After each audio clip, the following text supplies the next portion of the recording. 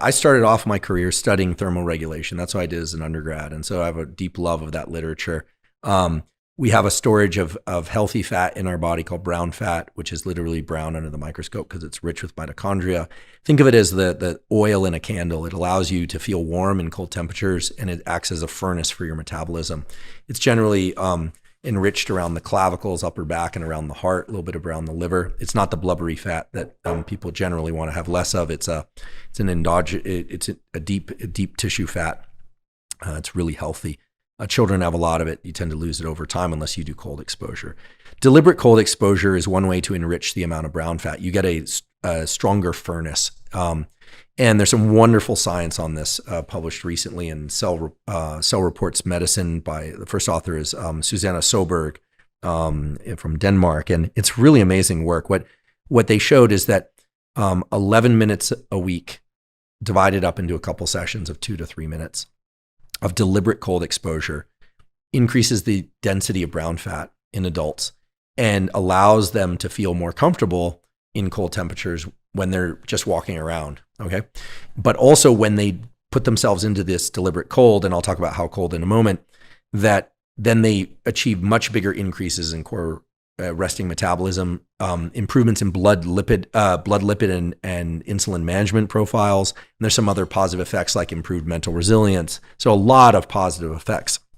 Really wonderful study done in humans, right? Because we want to distinguish between mouse work and when you say increased density of brown fat, so that's not to be confused with increased body fat, right? No, increased density, so that the mitochondrial density of the brown. Think about the brown fat as like an oil in a candle that allows it to burn hotter and longer. Yeah. So that's one aspect. The other.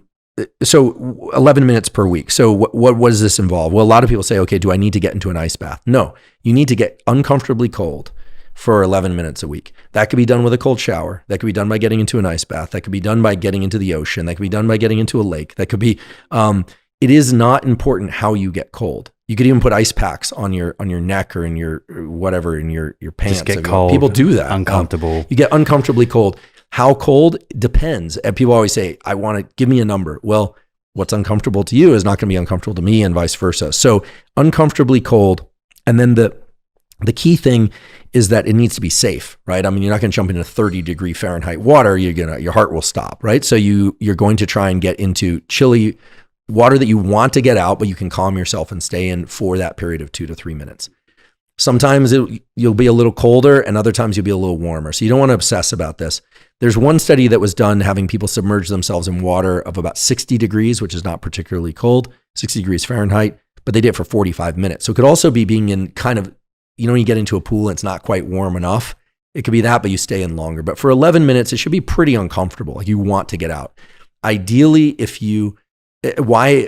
should mention, there's not much science around cold showers for the obvious reason that cold showers are hard to do in a laboratory because then you don't know, are people is their head under? Are they facing it? Are they turning away? Most of these studies have been done with submersion. But the other day when I was in Boston, I woke up and I thought, I really want some cold exposure. It was cold outside, so I just walked around in a t-shirt. I walked to get some food in short sleeves. Everyone looked at me like I was crazy and got 30 minutes of cold exposure just walking to the store. And I Ubered home because it was really cold. The wind chill was pretty bad. Or pretty good, I should say. So I think you get that 11 minutes per week and that sets you up for this effect. And it should be divided across multiple sessions, but it could be Monday, Tuesday, Wednesday, and then you have 4 days off. It could be Monday, Wednesday, Friday. It doesn't really matter. So don't try and do 11 minutes in one go in an ice bath? Probably not. I mean, not at first. I mean, some people can do that. Now, there are other reasons to do cold exposure. What happens when you get into cold? A couple things. You vasoconstrict, and there's a rebound vasodilation, so you're getting better perfusion and blood flow. The biggest effect is a big increase, 2.5x increase in dopamine that lasts for several hours.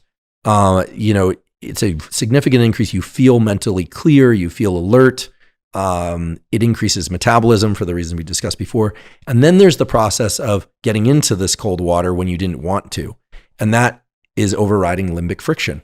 That's that top-down control. So you build resilience. And no surprise there, a lot of the screening tools for special operations and other screening tools involve forcing people to get people deliberately forcing themselves, I should say, to get into cold bodies of water that are really uncomfortable, but not dangerously cold. So there are other effects too. For instance, if you want to enhance fat loss and lipolysis, it does seem like activating shiver is key, because when you shiver, the muscles release a molecule called succinate. Succinate then goes and activates the brown fat, so you get a further increase in metabolism. And there's yet another, and to activate shiver, excuse me, I stuttered when I said shiver, it almost sounded like I was shivering. One of the best things you can do is get into the cold source, whatever it happens to be.